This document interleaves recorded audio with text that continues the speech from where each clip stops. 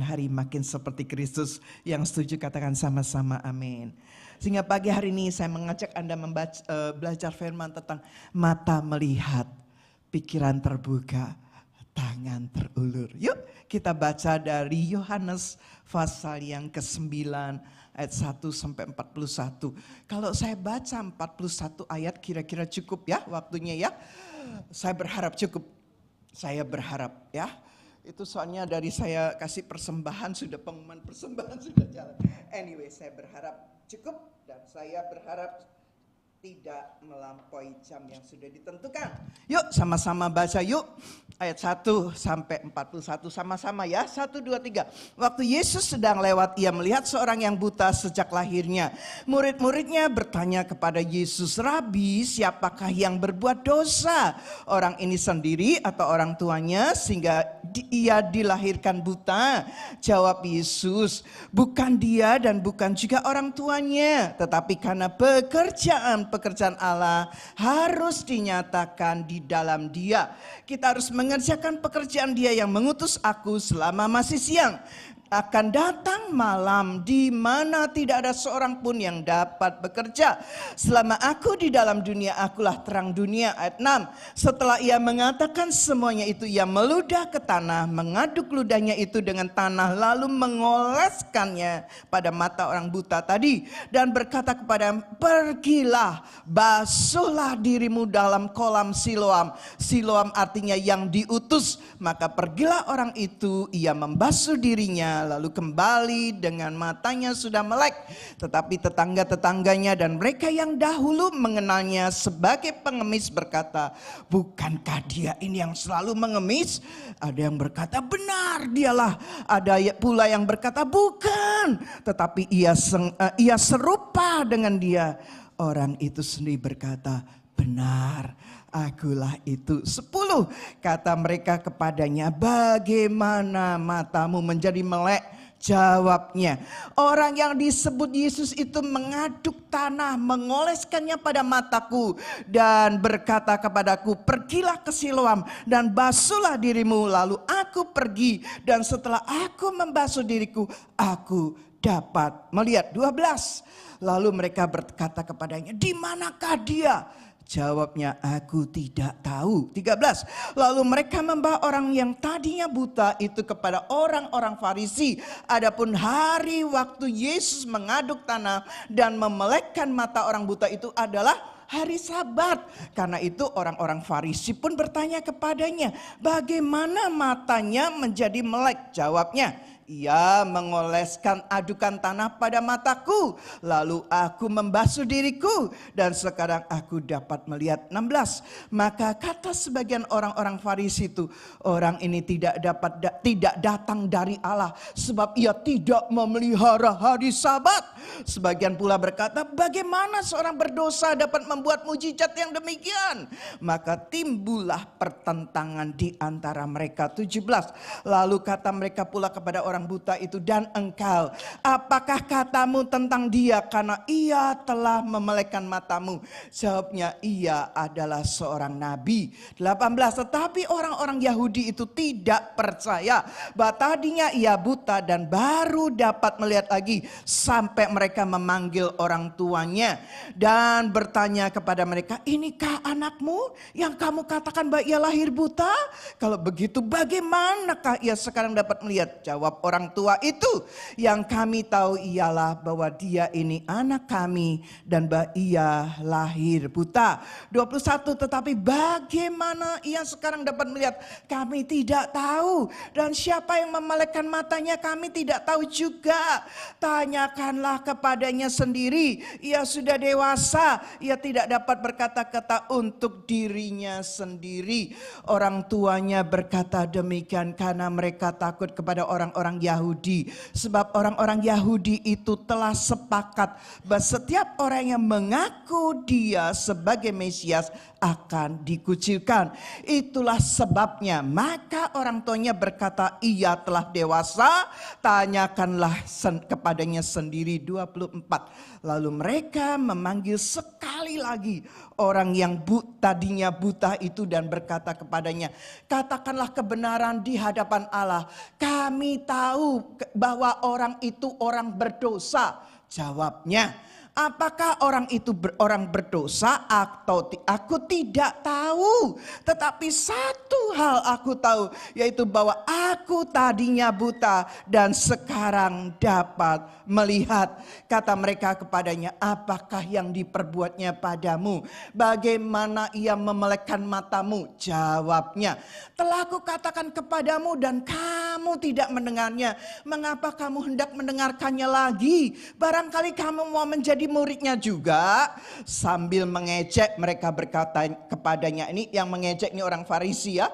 Sambil mengejek orang-orang Farisi berkata kepada orang buta ini, engkau murid orang itu, tetapi kami murid-murid Musa. Kami tahu bahwa Allah telah berfirman kepada Musa tentang dia itu, dan tentang dia itu kami tidak tahu dari mana ia datang.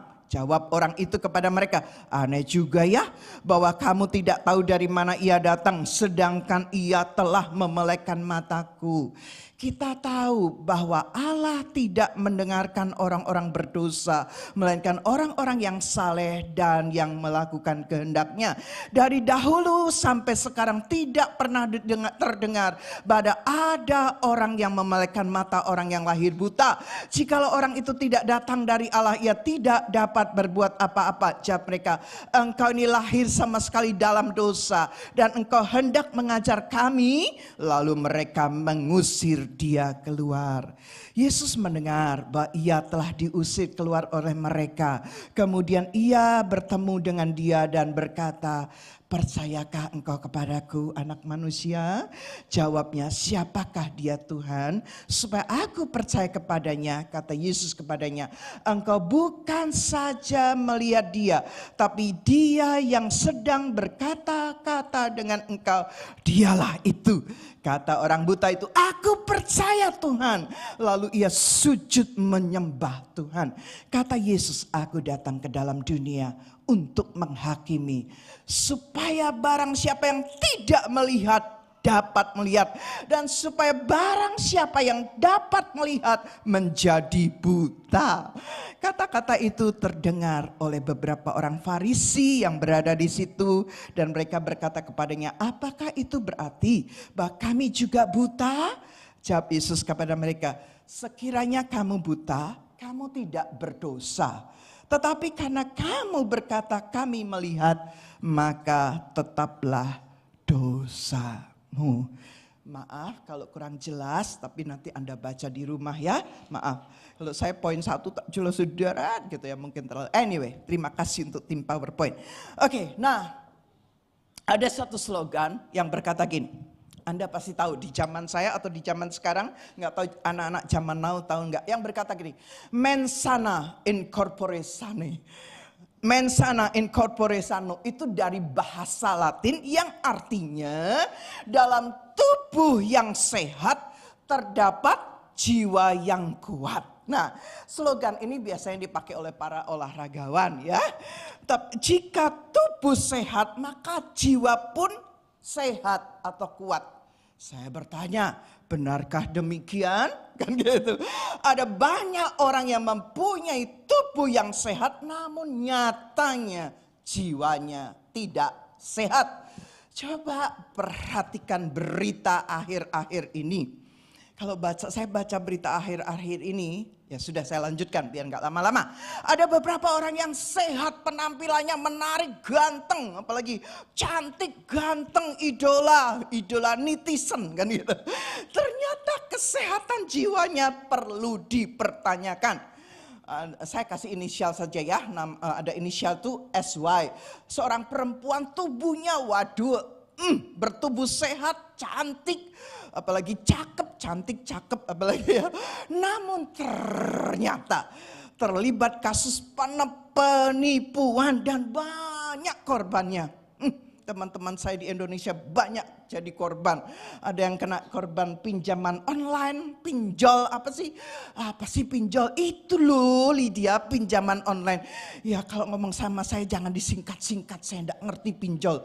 Ada lagi yang ikut investasi bodong. Apa sih investasi bodong gitu loh. Aduh, dan akhirnya sudahlah hancur lebur dan sudah. Nah, tapi itu yang melakukan penipuan tuh orang-orang yang ganteng, orang-orang yang cantik, orang-orang yang mungkin punya karisma sehingga orang tuh percaya dengan investasi bodong, dengan apalagi dengan pinjol apalagi ya. Tapi kenyataannya mereka banyak yang menipu, banyak korban, dan termasuk anak-anak Tuhan, bahkan pelayan Tuhan, bahkan para leader gereja pun terbawa. Nanti kalau saya lewat gitu ya, pokoknya di Indonesia tuh beritanya heboh-heboh. Saya lewat terus, kenal nggak? Tahu nggak? Itu loh. Itu apa sih? ya. Beneran ya, sudah kita kembali kepada firman saja. Nah, ada lagi yang inisialnya FAO, yang punya tubuh sehat, kekar tubuhnya, tetapi mengelabui suaminya selama 6 bulan karena ternyata dia adalah laki-laki tulen. Aduh, kasihan suaminya ditipu.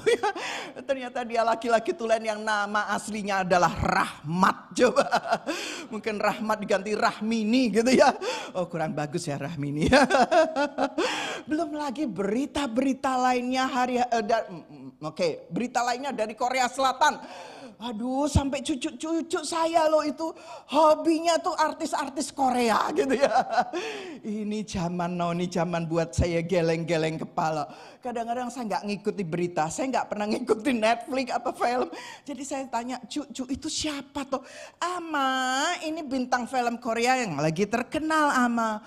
Oh gitulah, anak 10 tahun sudah mengenal. Tapi Anda lihat, mereka begitu ganteng, begitu cantik, begitu menawan. Lihat berapa banyak mereka yang akhirnya kedapatan meninggal karena bunuh diri, karena depresi.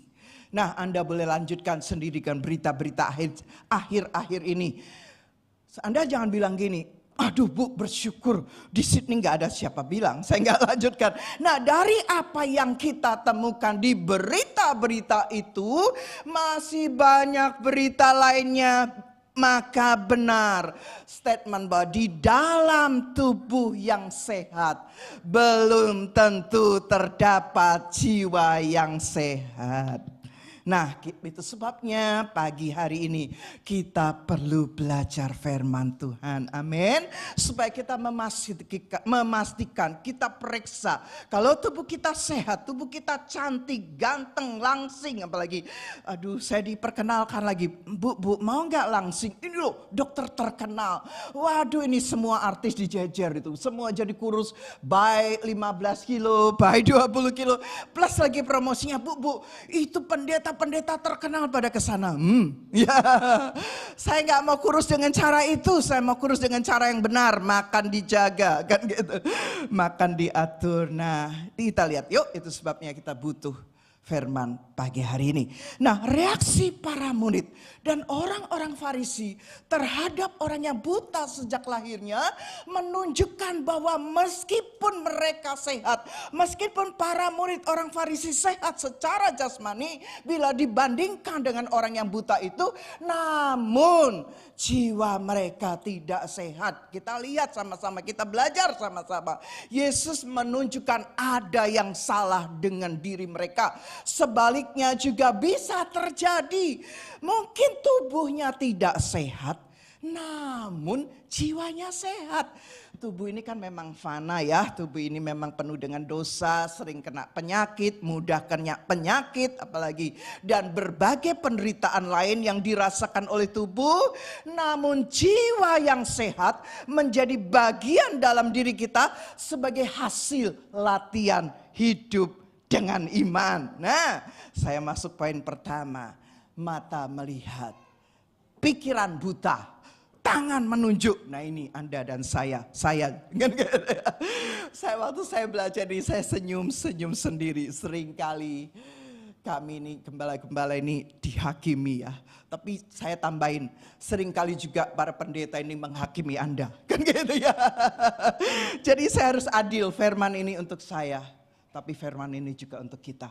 Karena tujuannya satu, supaya kita berubah makin hari makin seperti Yesus. Lagi sekali yang setuju katakan amin. Nah, mata melihat, pikiran buta, tangan menunjuk. Pada waktu Yohanes 9 ayat 2. Pada waktu Yesus dan murid-muridnya sedang lewat, mereka melihat seorang yang buta sejak lahirnya. Ketika melihat orang yang buta sejak lahirnya, para murid bertanya, "Rabi, siapakah yang berbuat dosa? Orang ini sendiri atau orang tuanya sehingga ia dilahirkan buta?" Pertanyaan para murid itu menunjukkan bahwa pikiran mereka sudah dipengaruhi, bahkan dibutakan oleh pemahaman yang tidak sehat yang sedang populer di kalangan masyarakat pada waktu itu. Saya tambahkan, para murid, para leader gereja, para jemaat gereja sudah dipengaruhi dan dibutakan bahkan oleh pemahaman yang tidak sehat yang sedang populer bukan hanya di kalangan masyarakat pada waktu tetapi di kalangan masyarakat saat ini. Yang mereka pahami bahwa penderitaan apapun selalu terkait dengan dosa. Kayaknya sudah, ya, selalu terkait dengan dosa.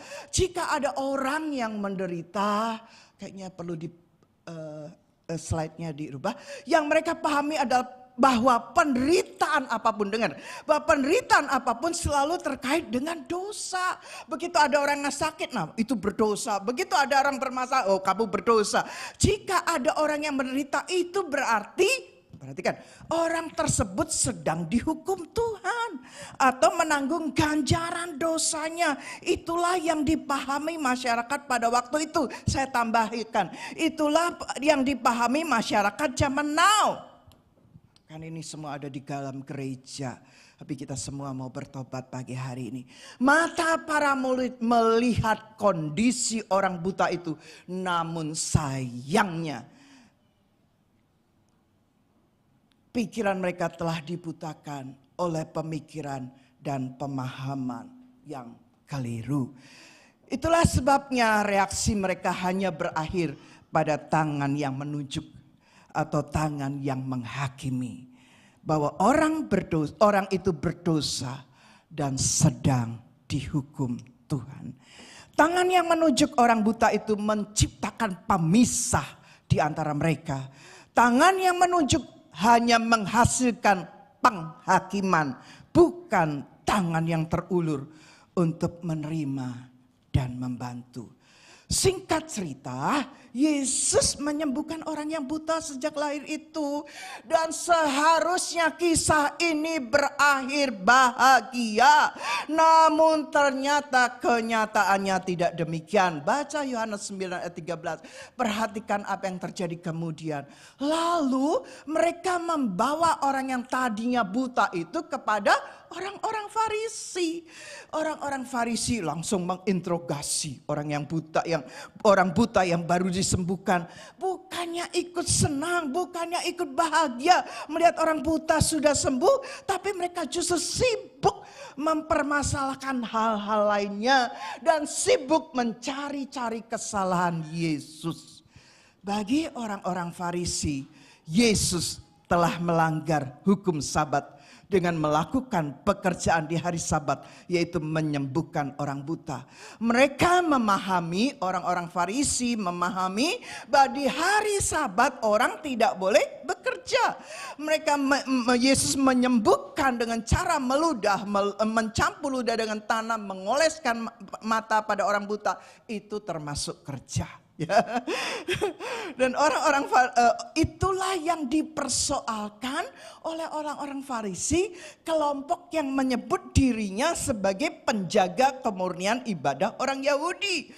Orang-orang Farisi selalu berusaha keras mempertahankan pengajaran Taurat Musa agar hukum Sabat menjadi salah satu perintah Allah yang dijalankan dengan baik. Orang Farisi membuat rincian apa yang dimaksudkan dengan bekerja dan apa yang dikatakan bukan bekerja. Nah, dia rinci dengan detail. Di mata mereka, Yesus melanggar detail peraturan Sabat. Yesus di mata orang Farisi melanggar detail aturan, berarti sama dengan melanggar kehendak Allah. Orang yang melanggar kehendak Allah tentu tidak berasal dari Allah. Lihat bagaimana orang Farisi dan murid-murid Yesus pun ikut terbawa dengan pemahaman yang keliru pada waktu itu. Kalau saya bilang pada waktu itu, saya terus bilang gini, sebetulnya zaman now lebih banyak orang yang menghakimi lo Tuhan. Lebih banyak netizen jadi para hakim lo Tuhan. Sekarang bukan bukan orang-orang tertentu yang ada, tapi netizen yang jadi penghakimnya ya. Para hakim, para orang-orang Farisi, para murid Yesus. Nah, dengan kita belajar firman pagi hari ini, tentu kerinduan Yesus lewat Roh Kudusnya, kerinduan saya sebagai gembala adalah kita sama-sama berubah. Amin. Nah, fokus orang Farisi pada detail aturan membutakan mata mereka untuk melihat sebetulnya tujuan utama seluruh perintah Allah adalah untuk mengasihi Allah dan mengasihi sesama. Detail peraturan yang mereka buat telah memenjarakan mereka untuk bergerak dan melakukan sesuatu. Telah memenjarakan mereka untuk bergerak dan melakukan sesuatu yang berguna bagi sesama. Mengapa mereka begitu mengedepankan, mengapa mereka begitu mengutamakan aturan daripada menolong orang yang dalam penderitaan? Nah, ini jawabannya. Di akhir percakapan terungkap apa yang mereka yakini tentang kondisi orang buta itu. Orang-orang Farisi itu berkata kepada orang buta ya, dia berkata gini, engkau ini memang engkau lahir sama sekali dalam dosa dan engkau hendak mengajar kami dengan kata lain pikiran, pemahaman semuanya yang ada di pikiran orang Farisi bahwa orang buta ini adalah orang berdosa dari lahir. Itu sebabnya dia layak menerima hukuman, dia layak menerima ganjaran karena dia orang berdosa sejak lahir. Ternyata apa yang orang-orang Farisi pikirkan sama dengan pikiran para murid Yesus. Orang-orang Farisi itu melihat, namun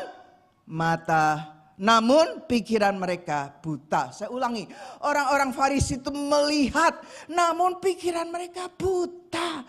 Walaupun mereka berbicara tentang hukum Allah, namun hukum itu hanya digunakan untuk menegaskan pandangan mereka yang keliru. Jadi hukum Taurat dipakai oleh orang-orang Farisi untuk mendukung semua persepsi mereka, untuk mendukung dan menegaskan pandangan mereka yang keliru. Waktu mereka berbicara tentang hukum Allah, namun hukum itu hanya digunakan untuk menegaskan pandangan yang keliru. Kita melihat bahwa penghakiman hanya menghasilkan jari yang menunjuk dan bukan tangan yang terulur untuk membantu. Ya Pak ya, iya. Suatu kali dalam pertemuan dua orang pengusaha ya, terjadi percakapan seperti berikut. Dua orang pengusaha ketemu nih. Biasanya yang diomongkan apa? Coba kita dengar. Kenapa kamu nih kok terlambat menjemput saya? Tanya seorang pengusaha kepada rekan bisnisnya. Pengusaha ini berkunjung ke kota di mana rekan bisnisnya tinggal.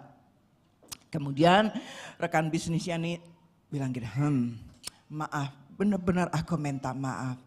Aku terlambat menjemput kamu. Ini loh, baru saja aku dapat kabar kalau ada kebakaran di ruko sekitar tokoku. Dan tokoku ikut terbakar. Dengan wajah yang sedih, rekan bisnisnya ini melanjutkan. Kok bisa ya terjadi musibah yang buruk ini? Apa ya salah saya? Tentu kalau kita menghadapi musibah, penderitaan, apapun, saya percaya pertama kali kita akan periksa diri. Tidak usah dihakimi lagi. Saya ingat, ini keluar konteksnya dari pengusaha, saya ingat banget. Waktu 15 Juni 2009, waktu Yosia divonis kanker leukemia. Wah, kami shock, kami kaget, kami pulang, kami berdoa bersama, akhirnya kami sama-sama mengantar ke rumah sakit. Hari-hari berikutnya begitu berita, wah ternyata saya baru tahu ya kota Sydney ini kalau ada jarum aja jatuh di karpet ini seluruh Sydney mendengar. Jadi waktu anak kami kena cancer itu seluruh Sydney mendengar kira-kira begitu ya. Kalau yang negatif memang cepat menyebar, kalau yang positif lambat menyebar kan gitu. Jadi waktu saya baca kisah ini benar-benar kisah kita zaman now. Nah singkat cerita, saya itu dikirimin Facebook apa namanya? Karena enggak jelas itu Facebook dibuat hanya untuk menyerang kami. Facebook kalau ada email apa sayangku namanya? Pokoknya yang enggak ada namanya tuh.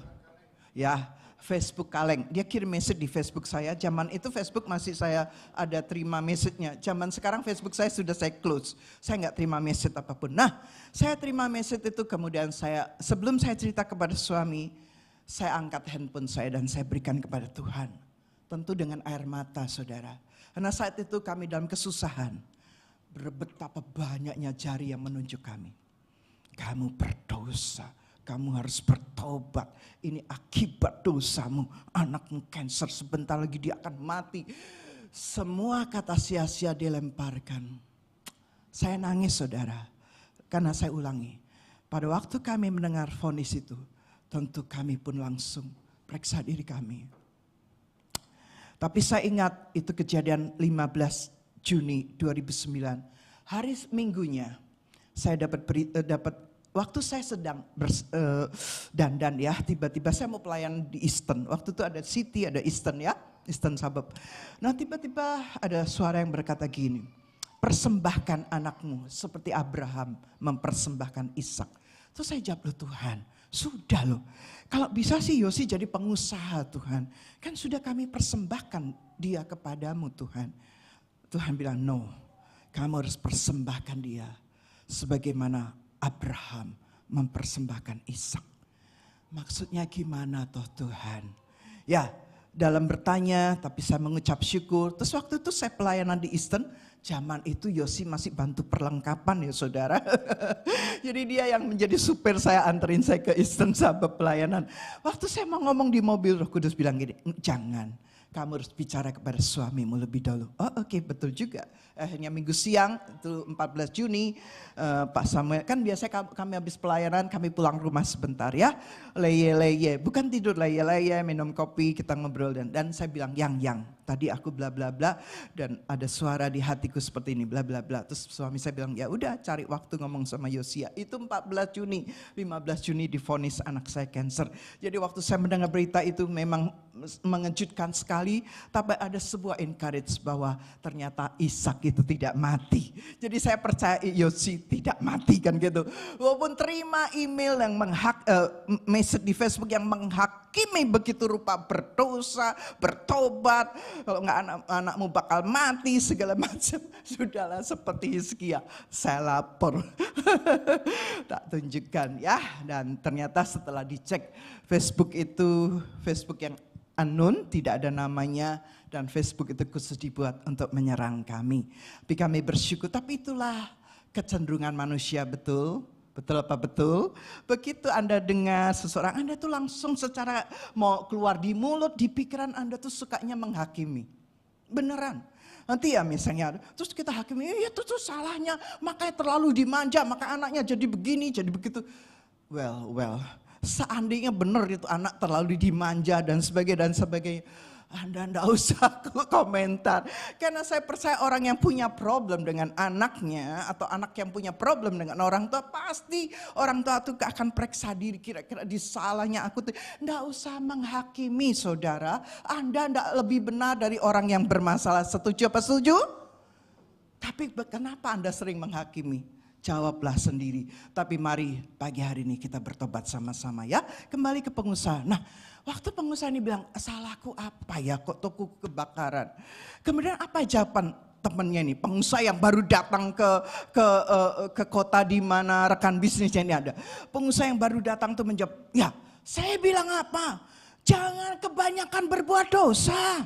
Musibah ini hukuman kamu, kebanyakan dosa makanya dihukum Tuhan. Tokomu terbakar.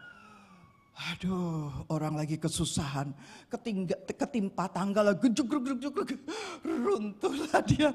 Nah, pengusaha yang baru datang, masih dengan nada bicara yang datar. Ini pengusaha yang menghakimi tadi, dia masih melanjutkan lagi. Saya jadi mikir, karena rencanamu datang ketemu aku kan, aku datang ketemu kamu kan ceritanya kamu mau minjam modal. Sepertinya saya nggak jadi deh kasih kamu pinjam modal. Nanti aku ikut sial, ikut kena musibah seperti kamu.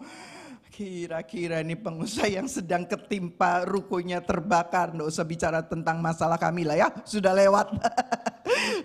Kita kembali kepada pengusaha yang menghakimi ini.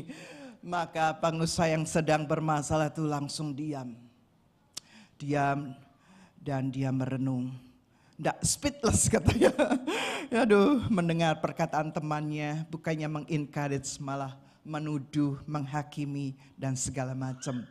Dan temannya ini diam, kemudian dia renungkan perkataan temannya, kemudian dia lihat HP-nya dan dia bernafas panjang.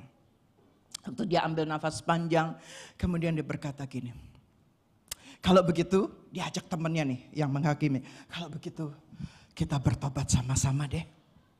Terus si pengusaha yang baru datang dia bilang gini, emangnya ada apa? Kenapa aku disuruh bertobat sama-sama? Maksudmu? Kan gitu. Langsung galak, maksudmu?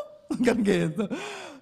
Kenapa ya kalau diajak bertobat sama-sama langsung protes gitu loh. Padahal itu yang benar saudara. Maksudnya Ibu Gembala apa? Kita disuruh bertobat kan gitu. Enggak ya, enggak. Dalam nama Yesus enggak ada yang gitu. Nah, karena ternyata kata pengusaha, bukan cuma tokoku yang terbakar. Ternyata cabang dari tokomu yang ada di kota ini juga ikut terbakar. Jadi api sudah menjalar kemana-mana, tokoku dulu yang kena, akhirnya sekarang tokomu. Maka kagetlah si pengusaha tersebut. Itulah kehidupan. Percakapan kedua pengusaha itu mengingatkan bahwa kita cenderung menilai dengan spontan. Ya apa ya? Cepet banget kalau ngakimin orang, cepet banget kalau ngomongin negatif orang, cepet banget. Kadang-kadang saya kaget, kok bisa ya dia berpikir gitu, cepet banget gitu ya. Itulah kecenderungan manusia ya yang sering menilai dengan spontan, menyalahkan bahkan menghakimi ketika sesuatu terjadi, ketika sesuatu yang buruk terjadi pada orang tersebut. Daripada berempati, menghakimi sering menjadi reaksi spontan kita. Orang yang suka menghakimi kondisi orang lain namun menolak penghakiman itu untuk dirinya sendiri, menolak untuk memeriksa dirinya sendiri. Ayo sekarang begini loh, sebelum mulai menghakimi lebih baik berhenti menghakimi. Begitu mau ngomong, kasih lakbannya. Mungkin lakban kurang kuat, apalagi lem yang paling kuat ya. Gitu ya. Diberangus ya. Pakailah penghakiman itu untuk memeriksa diri kita sendiri. Waktu para murid Yesus pun perhatikan. Para murid Yesus pun tidak luput dari masalah ini. Mata mereka terbuka tetapi pikiran mereka buta. Waktu pikiran murid-murid buta, meskipun mata mereka melihat dengan jelas kondisi orang lain, maka hasilnya adalah jari yang menunjuk, yang menghakimi, bukan tangan yang terulur untuk membantu. Dan bukan hanya orang-orang Farisi dan para murid yang terbuka matanya, namun tertutup pikirannya. Bukan hanya mereka yang suka menunjuk alias menghakimi penderitaan orang lain, tetapi kita pun mudah terjebak melakukan kesalahan yang sama. Mata kita mampu melihat dengan jelas kondisi orang lain yang sedang susah. Mata kita dengan jelas melihat kondisi orang yang sedang menderita. Namun sayangnya namun sayangnya kita lebih sibuk menilai cara hidup mereka, menghakimi menghakimi pikiran atau keputusan mereka daripada memberikan solusi yang nyata. Lebih sibuk menghakimi, menilai cara hidup mereka, menghakimi pilihan atau keputusan mereka daripada memberikan solusi yang konkret. Mata kita melihat ada orang-orang yang menderita, tetapi pikiran kita tertuju hanya menempatkan mereka sebagai orang yang sedang menerima ganjaran Tuhan, sebagai orang yang mengalami, sebagai orang yang berdosa, menerima ganjaran atas kesalahan mereka, atas dosa mereka yang sudah sepantasnya itu terjadi. Pikiran yang tertutup tidak dapat membuat kita menempatkan orang yang sedang mengalami penderitaan sebagai sesama yang membutuhkan pertolongan. Sebagian orang mungkin memolesnya dengan lebih baik. Sudah saya doakan kok. Ini Pak, kira-kira ini para pelayan Tuhan nih, para gembala KM, para gembala. Sudah saya doakan kok. Nah pertanyaannya, entah sudah didoakan atau belum, tidak ada yang pernah tahu kan gitu. Dengan pasti. Itu sebabnya kalau saya dengar masalah dan saya akhiri, lebih baik saat itu juga kita berdoa untuk orang tersebut daripada nanti saya doakan kenyataannya Anda lupa. Karena kita cenderung lupa. Memilih mendoakan memang lebih baik lebih baik daripada menjadi jawaban doa kan gitu. Sebenarnya kan lebih gini. Saya mau bilang gini, memilih mendoakan memang lebih mudah daripada menjadi jawaban doa. Karena kalau menjadi jawaban doa itu terlalu beresiko. Iya sih, kan gitu, iya sih. Tapi Tuhan tidak mengajar begitu. Tuhan mengajar kita menjadi jawaban doa. Marilah kita memeriksa diri. Apakah mata kita memang melihat namun pikiran kita tertutup, terselubungi oleh banyaknya pikiran negatif tentang penderitaan orang lain? Nah, saya harus mengaku, kenapa ya sejak saya jadi hamba Tuhan kok pikirannya sering negatif? Kenapa? Karena jujur kami tuh sering dilukai gitu loh ya. Aduh, tapi terus saya jujur nangis. Iya Tuhan, pikiran saya sering negatif. Saya bilang gini, kenapa? Dari zaman bisnis ditipu orang. Ya toh, ditipu orang tuh orang yang susah kita tolong, endingnya nusuk kita. Itu banyak kali. Udah pindah ke Sydney jadi gembala juga diomongin orang, ditusuk. Jadi kadang-kadang pikiran itu langsung negatifnya tuh muncul. Tapi waktu pikiran negatif muncul, saya harus berusaha negatifnya jadi plus, cross. Ya. Waktu kita melihat pengorbanan Yesus, maka segera yang negatif dialihkan pengorbanan Kristus. Sehingga tadi banyaknya pikiran negatif tergantikan oleh korban Yesus. Dan kita bisa melihat penderitaan orang lain. Nah, mampu melihat penderitaan orang lain tetapi tidak bersedia melakukan apa-apa. Inilah yang dikatakan dalam tubuh yang sehat belum tentu jiwanya sehat. Nah, yang poin kedua, supaya saya cepat. Sudah habis. Yang kedua, mata melihat, pikiran terbuka, tangan terulur. 2 dan 3. Murid-muridnya bertanya kepadanya, Rabi, siapakah yang berbuat dosa? Orang ini sendiri atau orang tuanya sehingga ia dilahirkan buta? 3. Jawab Yesus, bukan dia, bukan juga orang tuanya, tetapi karena pekerjaan Allah harus dinyatakan di dalam dia. Jawaban Yesus ini tidak berarti Allah sengaja membuat orang buta itu untuk akhirnya Allah menyatakan kemuliaannya. Bukan. Karena ayat 3 dikatakan, jawab Yesus, bukan dia, bukan orang tuanya, tetapi karena pekerjaan-pekerjaan Allah harus dinyatakan di dalam dia. Nah, jawaban Yesus itu maksudnya bukan berarti ya setuju memberikan penderitaan, bukan. Jawaban Yesus menegaskan sebagai berikut.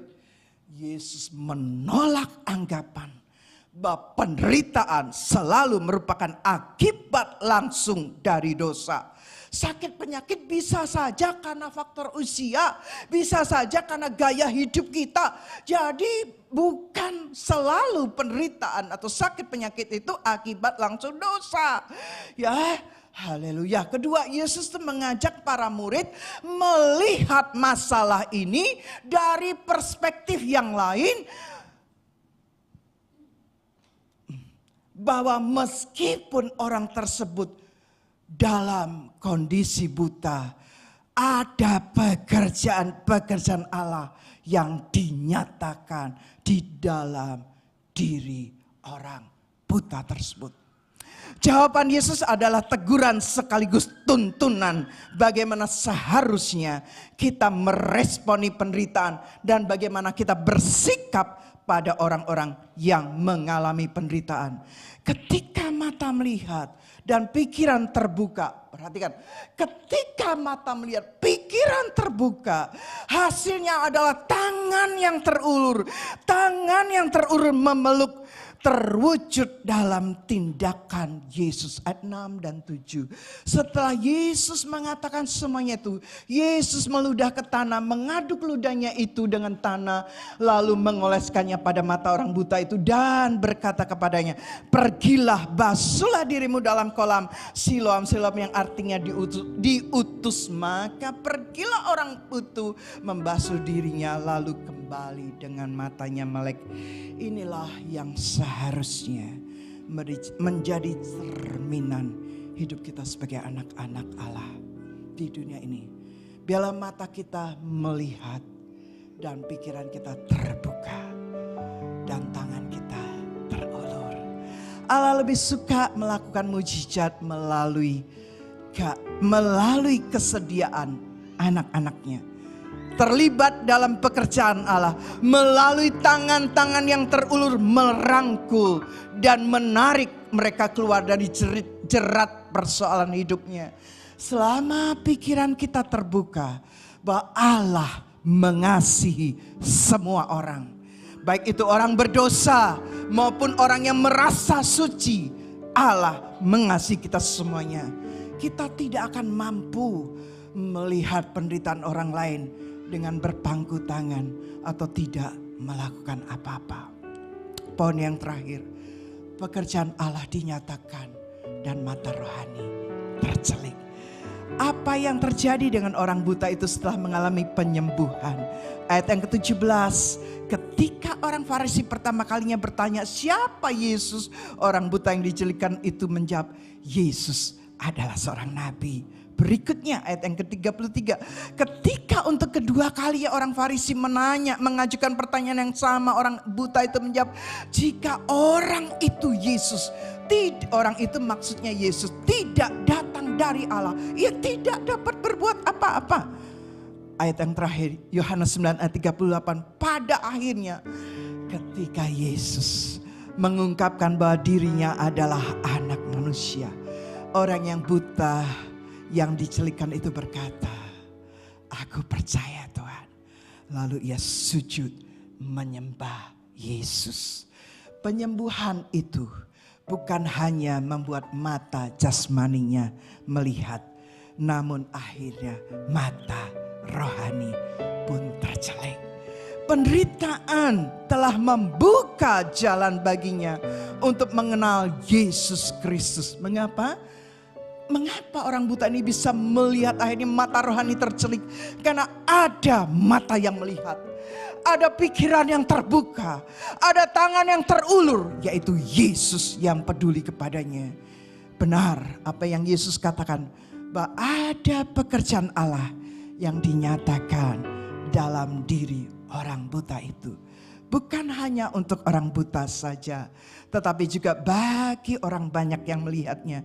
Dan juga bagi kita semua yang mendengar firman pagi hari ini. Saya akhiri dengan sebuah kisah singkat. Pada waktu Perang Dunia Kedua terjadi, itu menghancurkan sebagian besar kota Münster di Jerman. Nah, di kota itu ada sebuah patung Yesus Kristus. Ada di kota itu waktu Perang Dunia kehancuran terjadi, tapi patung Kristus tetap berdiri. Ya, luar biasa. Namun dua tangan patung itu putus. Sehingga tinggallah patung Kristus tanpa tangan. Dilihatnya aneh kali, ada patung Yesus tapi gak punya tangan. Sampai suatu hari ada seorang yang datang dan dia menulis, aku tidak punya tangan selain kamu dan saya. tangan Yesus. Yuk, kita ini adalah tangan Kristus bagi dunia ini. Pertanyaannya, tangan seperti apa yang kita perlihatkan bagi dunia yang penuh penderitaan ini? Tangan penghakiman yang menunjuk, menghakimi, dia paling, atau tangan penerimaan yang memeluk. Tangan penghakiman menutup jalan bagi orang yang menderita untuk mengenal Tuhan. Atau tangan penerimaan yang membuka jalan untuk orang yang menderita berjumpa dengan Tuhan. Saya akhiri dengan sebuah kalimat. Saya undang para worship leader, singer. Kalimat singkatnya ini begini. Anda dan saya, kita inilah tangan-tangan Kristus bagi dunia ini. Tangan-tangan seperti ini yang kita perlihatkan bagi dunia yang penuh dengan penderitaan. Tangan-tangan seperti apa yang Anda dan saya akan perlihatkan bagi dunia yang penuh penderitaan ini? Kita bangkit berdiri. Hamba-Mu sudah berhenti berbicara, tapi hamba percaya firman Roh Kudus yang menerangi firman belum selesai dengan setiap kami. Terima kasih Tuhan. Bila kami bukan hanya memiliki mata yang melihat, tapi kami juga memiliki pikiran yang terbuka. Dan waktu kami memiliki pikiran yang terbuka, pikiran Kristus, maka kami menjadi tangan yang terulur Tuhan. Bukan lagi tangan yang menunjuk, tapi tangan yang terulur, yang memeluk orang-orang berdosa, yang memeluk orang-orang yang menderita, untuk akhirnya mereka pun boleh melihat Yesus. Kita sedang berada di dunia yang semakin hari semakin susah. Bulan lalu saya menyampaikan firman, tetap tenang dalam masa yang sukar. Karena saya lihat betapa banyak orang yang susah, khususnya di Indonesia. Mereka yang kalau susah benar-benar susah. Kalau tidak punya uang, mereka benar-benar gak punya uang.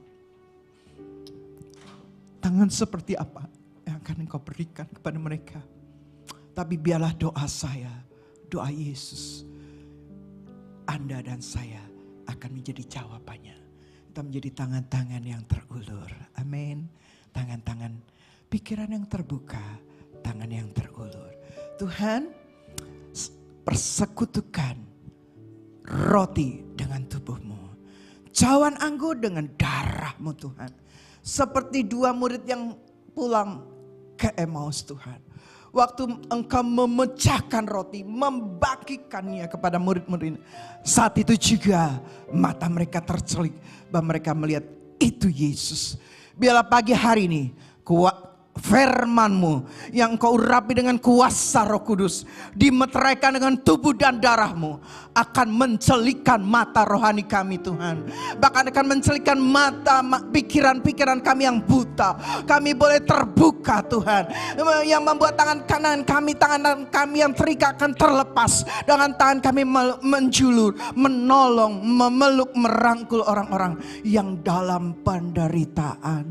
Terima kasih Tuhan. Tapi semuanya bukan karena kekuatan kami, tapi karena kuasa tubuh dan darah-Mu yang pagi hari ini kita akan makan dan minum. Layakan kami Tuhan, kalau kami berdosa, kalau kami tertegur firman-Mu, seperti hamba yang hamba lakukan pertama, hamba bertobat Tuhan. Betapa seringnya perkataan yang keluar adalah perkataan yang menghakimi. Betapa seringnya perkataan yang keluar adalah perkataan yang negatif, pikiran negatif. Dan betapa seringnya kami jadi tidak melakukan sesuatu apapun. Karena kami menilai orang karena keputusan-keputusan mereka yang salah. Kita menilai orang karena mereka memang begitu seharusnya yang terjadi. Tapi biarlah kami memakai mata Yesus. Kami memakai pikiran Kristus dan kami menjadi tangan-tangan-Mu yang menolong banyak orang. Kami percaya kamilah orang-orang murid-murid-Mu yang sudah diperbarui oleh kuasa darah-Mu Tuhan. Terima kasih Tuhan, bagi segi layakan, jadi berkat makan minum dan jadi berkat di dalam nama Tuhan Yesus Kristus. Anda boleh duduk dan silakan.